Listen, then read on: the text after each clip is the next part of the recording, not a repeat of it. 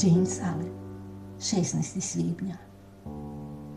Čovjek se svjesno pridružuje lozi ljubavi jedino napuštajući svu borbu, mržnju, osudu, nečistoću, ponos i koristoljublje, te misleći i čineći djela ljubavi. Ovime u sebi budi svoju božansku prirodu koje se dotad odricao i razapinjao je. Svaki put kad se čovjek odaje ljutnji, nestrpljenju, pohlepi, ponosu, taštini ili bilo kojoj drugoj osobnoj sebičnosti, odriče se Krista i zatvara se ljubavi.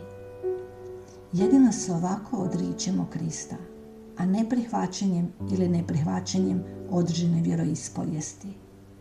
Krista poznaje samo onaj koji se neprestanim nastojanjem preobratio iz grešnog u čisto biće, koji se plemenitim moralnim naporom uspio odreći onog smrtnog sebe, koji je izvor sve patnje, žalosti i nemira, te postao razuman, blag, miroljubiv, čist i ispunjen ljubavlju.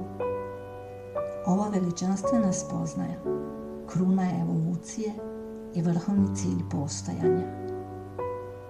Kao što je sebstvo korijen sve borbe i patnje, tako je ljubav korijen sveg mira i blaženstva.